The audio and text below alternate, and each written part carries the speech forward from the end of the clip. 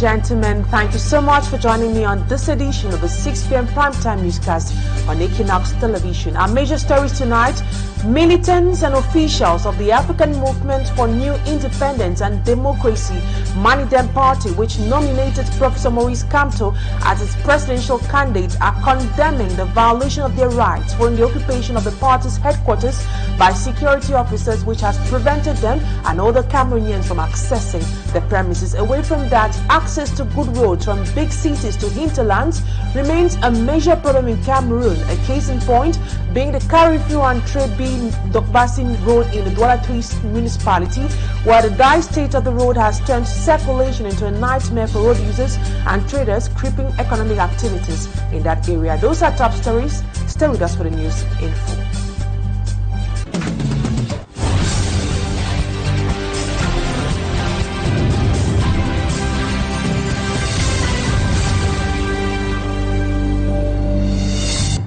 Once more, good evening and thank you so much for choosing Equinoxe Television for presentation. I am Immaculate Fogwe.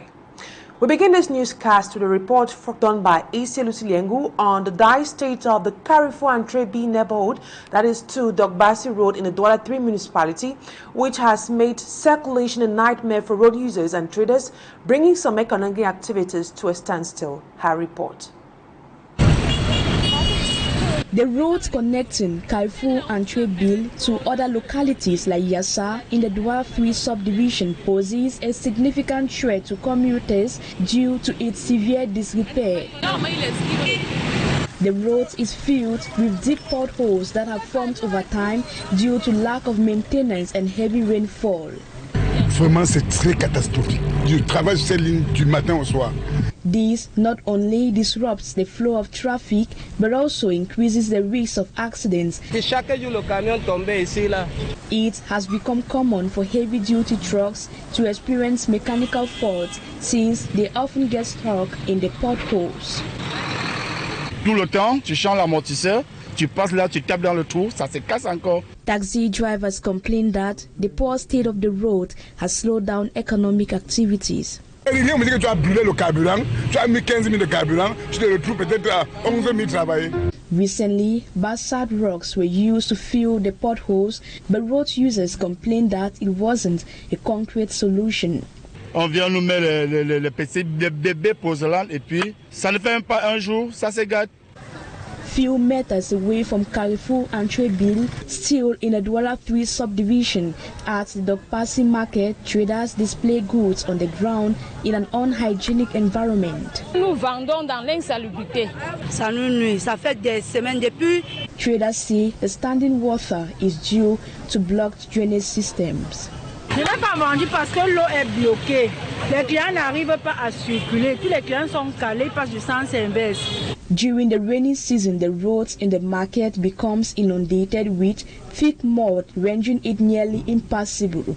Parce que les années antérieures, ça venait souvent comme ça partait, mais le tout c'est la magie. Ça sent même depuis. The pungent smell emanating from the dirty water poses health risks for traders and buyers at the Dokpasi market, exposing them to diseases. Inhabitants of Carrefour, Cité de Ville and Dokpasi in the Douala 3 municipality are calling on the government for urgent intervention. Now we talk politics. Security remains tight at the MANIDEM office in Douala from the rejection of Professor Maurice Kamto's candidacy by elections Cameroon and Lekam. The vice president of MANIDEM has expressed concerns over the militarization of their headquarters, questioning why such measures are necessary in a country that is considered as a democratic one. Annabella reports. The political collaboration between the MANIDEM party with Anise Ekani as president and Professor Maurice Kamto is a fast move applauded by opinion leaders and other Cameroonians. It's a welcome gesture. It's a move that Cameroonians long awaited for. It's a move that should be applauded. Following several hurdles Professor Maurice Kamto encountered at the CRM party concerning his candidacy, Emmanuel Ndeum, an analyst, says the MANIDEM political party is now a beacon of hope to get a positive change Cameroonians have been asking for several decades now. But what we want here is we are going for a unified front, unified opposition that can be able to push out the person that has ruled Cameroon for 43 years. Forming a strong bloc with tough-minded and strategic political figures might just do the magic come October 12. Every politician will rally their little support behind those who matter, like Batonia Akeremuna, Professor Maurice Kamto. Following this unpredicted alliance between Anissé Kane and Professor Kamto, the Manidem president has been qualified as a visionary who all these years might have been mapping out strategies for a common good of the nation, though his move hasn't been without backlash from some group of persons. If you cannot unite together to fight the enemy, we shall all perish together as fools. Professor Maurice Kamto is a presidential candidate endorsed by the Manidem political party for the October 12 presidential election in Cameroon. Staff Lady Annabila reporting there. We stay in politics. Prominent figures including Professor Viviane Ondoa-Biwole, Barrister Akere Muna and former Minister Michel-Ange Angwen have denounced elections Cameroon's rejection of presidential hopefuls candidatures, citing reasons such as lack of 300 signatories and multiple candidacies by a political party as lawless, senseless and unfounded. They argue that these actions undermine Cameroon's democracy, as Innocent Aze tells us. Opposed to the President of the Republic. Comment? Professor Viviane Ondoa-Biwole is irritated by certain electoral conditions to be fulfilled by presidential hopefuls, like having 300 signatories of authorities to be eligible to run for the presidential election. Il y a des conditions qui ne sont pas à la limite négociables. On appelle ça du non négociable. Conditions, she says, do not make sense, including that of multiple candidacies, which is the motive of Kamto's exclusion from the presidential race. Professor Biwole writes that the Kamto affair is becoming an issue of the Republic.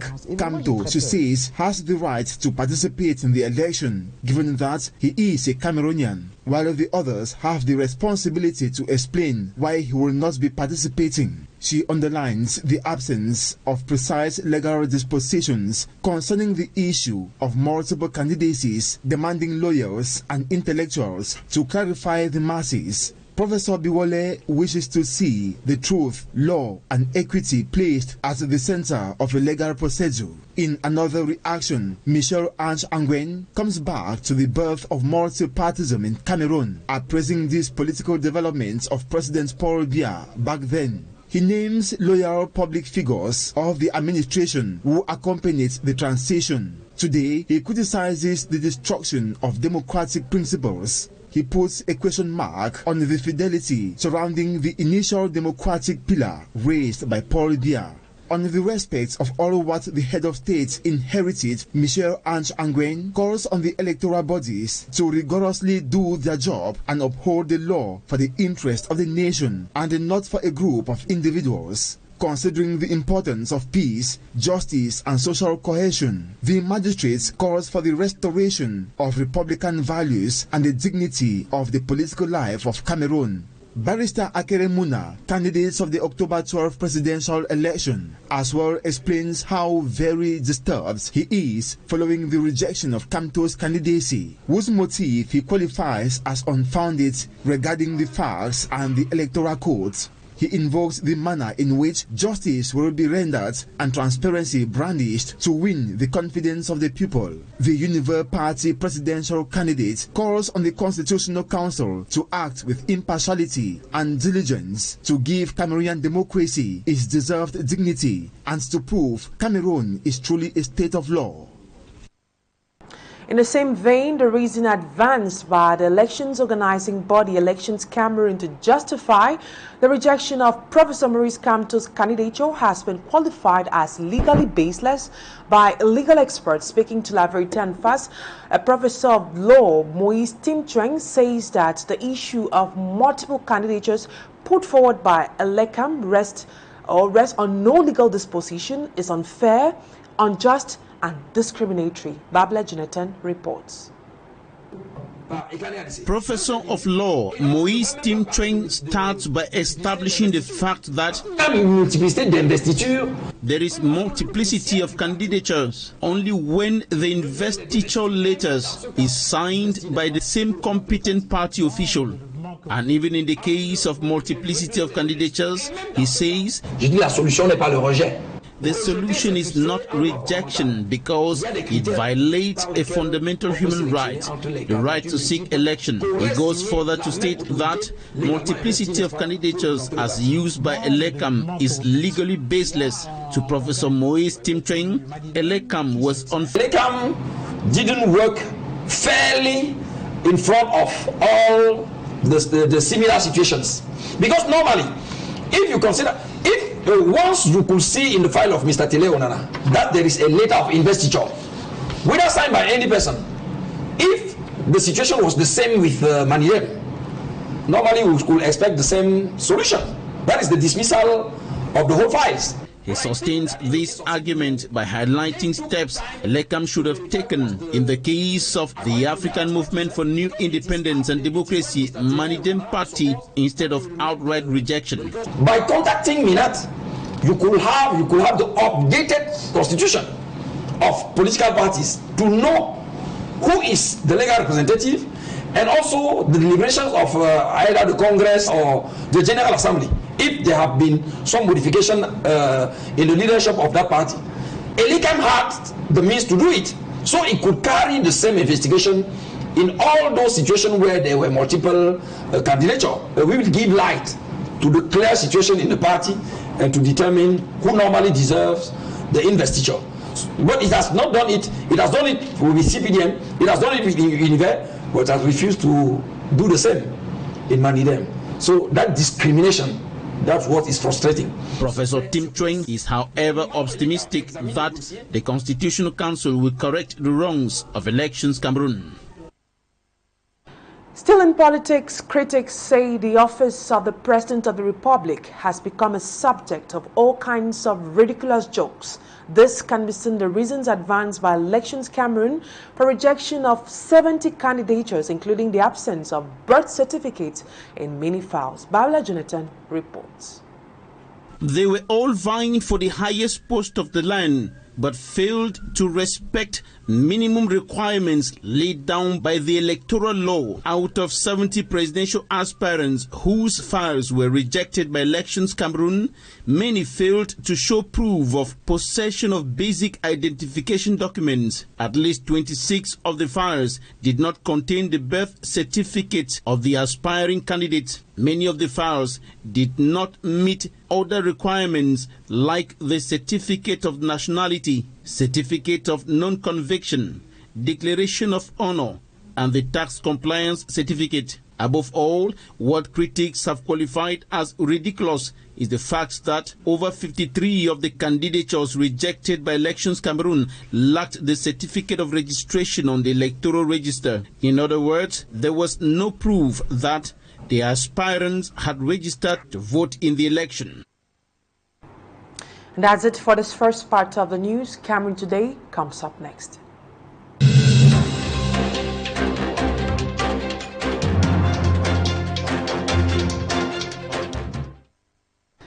Residents of Mofu South in Cameroon's far north region lament the persistent darkness that has engulfed their locality since 2007, citing the absence of electricity as a major obstacle to economic growth. Local business owners who are unable to afford generators had to shut down as a result of this challenge. Smart Jikangebe reports on the challenges faced by residents. His report. From an aerial view, the Mofu South chiefdom is attractive for tourists to discover, but immediately you pass through the first villages, the reality on the ground is harsh. The first thing we met were falling electric poles and cables, which indicates getting electricity here is very difficult. According to these inhabitants, they have been for several years without light in the village, except through solar panels. The native says in 2007, a project to electrify 211 villages in the rural area enabled them to have power in their area. But unfortunately, since then, 6 years counting, no power supply in the village. It's been hell for this village, as confirmed by the chief of Mofu South. We have many problems. It's been several years, that is almost 6 years, in darkness. We need rehabilitation of our line. We have tried with the administrative authorities who asked us to be patient for some months, but till now, we are still waiting. To further understand how the absence of electricity in Mofu South Chiefdom has affected other areas of activities, we moved to the health unit of Zidim, where everyone goes for treatment. The lack of electricity affects the quality health care given to the patients, since we must be connected to do consultations, and in case we have to carry out surgeries. Electricity is primordial, since we don't do it in the dark. Imagine for once that throughout the night a generator is on, because we have 2 surgeries to do. It's not evident, because we need to have at most 4 to 5 million francs CFA only for fuel. Immediately one of the generators gets bad, taking care of patients become very difficult. Immediately the big generator goes bad. Since we have 2 of them, we struggle to repair it immediately, and we try to adapt the smaller generator to cover a lesser section during an operation, and it makes things more difficult, because when the temperature is high, you can't put on the AC, and it's very hot that you even sweat on the table. All activities linked to electricity in Mofu South are now down, particularly welding workshops no longer open. In an unlicensed bar, the owner has decided to throw water on drinks to make them fresh, since the refrigerator is now a wallpaper. This man says because of the absence of electricity, he has abandoned his welding profession, since his little benefits can enable him to get a smaller generator. He has now diverted into another activity to generate income. He wishes to see his village lighted once again. Many young people have also left the village to Mokolo or somewhere further in Marwa in search for better living conditions. Apart from electricity, getting potable water is another headache for the people of Mofu South. Water points are available in certain areas, but it is not sufficient to quench the thirst of everyone, particularly in the dry season. All over the village, particularly in the smaller villages, immediately you go out, you will see the queue with everyone trying to get water.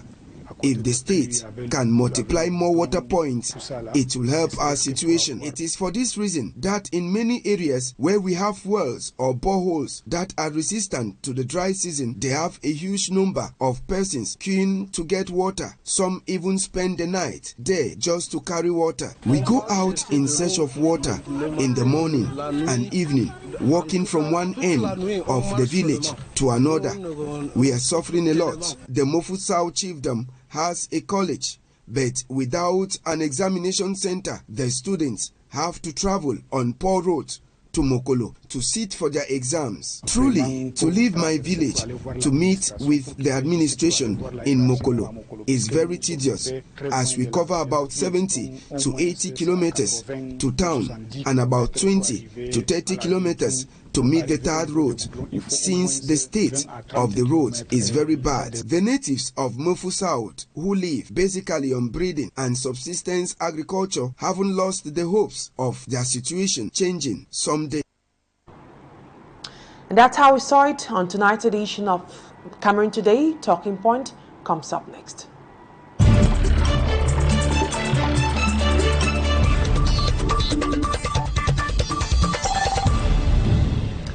My guest tonight on Talking Point is Barrister KAMENI John SICHUI. He is a legal mind based in Boya. Live in Boya, we are going there to ask him the questions for tonight.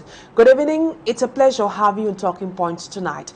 I'd like to know from you, Barrister, what are the grounds for rejecting a presidential candidate's application under Cameroon's electoral law? I would like to say that the Electoral Code has laid down procedures to be followed and the various documents to be filed in order to be considered appropriate for you to run as a candidate for the presidency of the Republic of Cameroon.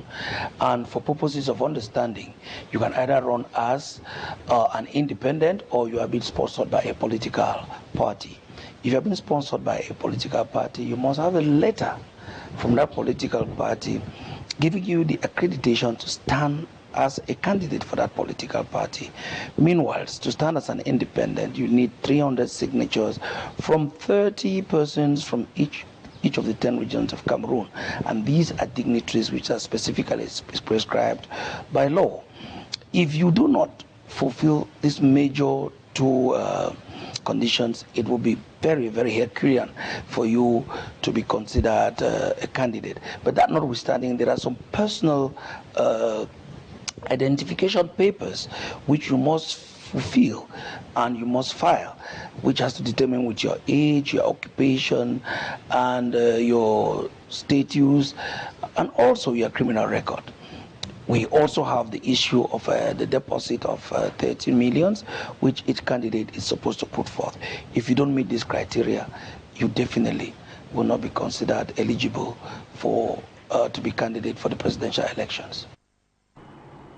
Now, Barrister, isn't it a candidate's basic responsibility to understand and comply with electoral laws and regulations? How can candidates justify not providing fundamental documents like a certified birth certificate or, let's say, proof of nationality? Isn't that some sort of lack of diligence to undermine the electoral process? You rightly mentioned age. We had someone who aspired to be a presidential candidate and he was 26 years old. Is it that they have no idea what the law really says? First things first, I wouldn't like to read from a crystal ball, but I believe in what they call strategic information dissipation, which means you use other ways of giving out information. I am very, very, very, very sure that most, if not all, of those vying for the presidency are full aware of the terms and conditions and the various documents to be filed. Why don't they file this document? That's why I talk about strategic communication. They do this to expose to the world some of the grievances and to show that there are many people in all walks of life who are not happy with the status quo. And if given the opportunity, they will be prepared to stand against the status quo. Secondly, some people will file the document and will not put in the deposit of 30 million as some kind of an open revolt that 30 million for a country like Cameroon, which is considered a poor nation, it's expensive, it's heavy, and it gives the impression that only people of a particular class could vie for the position of the President of the Republic. And also for those who come in as independent candidates who do not have the requisite 300 signatures, do file in order to inform the world that those who are in the Constitution and in the electoral law who are supposed to sign for independent candidates are mostly those who are close to the institutions of the state.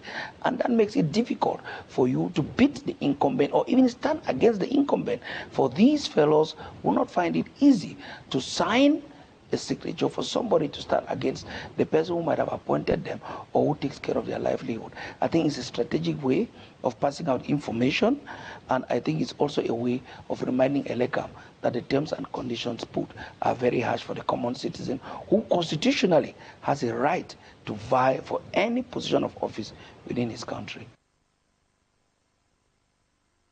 You claim they are aware, but then many unable to even respect 1/3 of the requirements. Is that not making some sort of mockery of themselves, knowing fully well that their candidatures won't be accepted? And also, shouldn't Elecam's verification process come before candidates are recognized as presidential aspirants, especially considering the high office of the President of the Republic?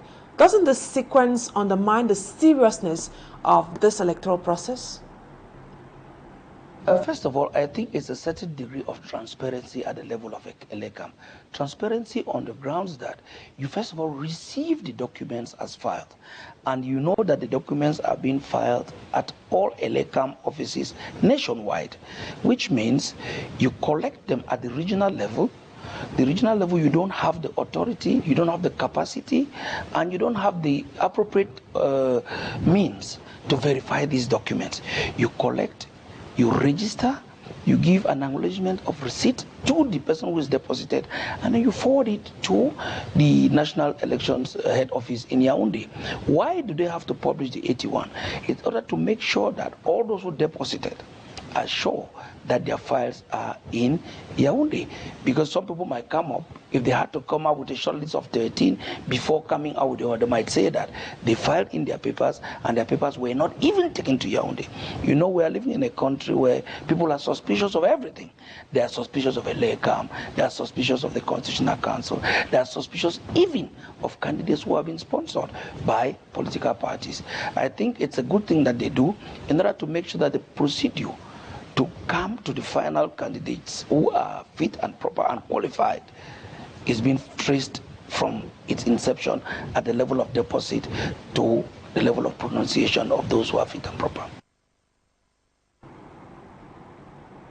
You seem to give credit to some of these candidates who came to make a mockery of the President of the Republic at some point, wanting to be part of these elections without being able to provide some of these documents. Now, shouldn't candidates like Apostle Ambi Valentine be commended for their honesty in acknowledging their inability to meet the 300 signatory requirements, thereby choosing not to submit his file? He could still have behaved like others, knowing fully well that it will be rejected. Doesn't this demonstrate integrity and commitment to uphold electoral rules, especially in a year where some candidates seem to take more lax approach, let's say so? I would like to say that the Electoral Code has laid down procedures to be followed and the various documents to be filed in order to be considered appropriate for you to run as a candidate for the presidency of the Republic of Cameroon. And for purposes of understanding, you can either run as an independent or you are being sponsored by a political party.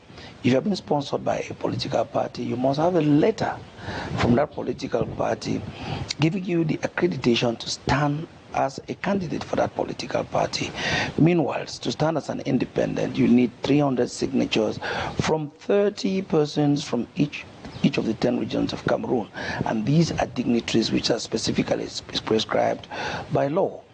If you do not fulfill this major two conditions, it will be very, very Herculean for you to be considered a candidate. But that notwithstanding, there are some personal identification papers which you must fulfill and you must file, which has to determine with your age, your occupation, and your status, and also your criminal record.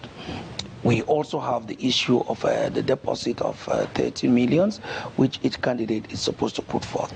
If you don't meet this criteria, you definitely will not be considered eligible for to be candidate for the presidential elections.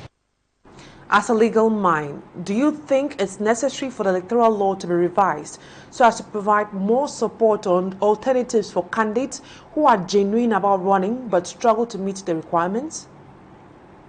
I think the revision of the electoral law is eminent. First of all, election is a democratic process, and a democratic process is not only a learning one, but it's an evolving one, which has to reflect the realities of a country. I do believe strongly that with the inception of this electoral law, there was a lot of state processes being put into it in order to make sure that the incumbent and others who are close to power can easily accede.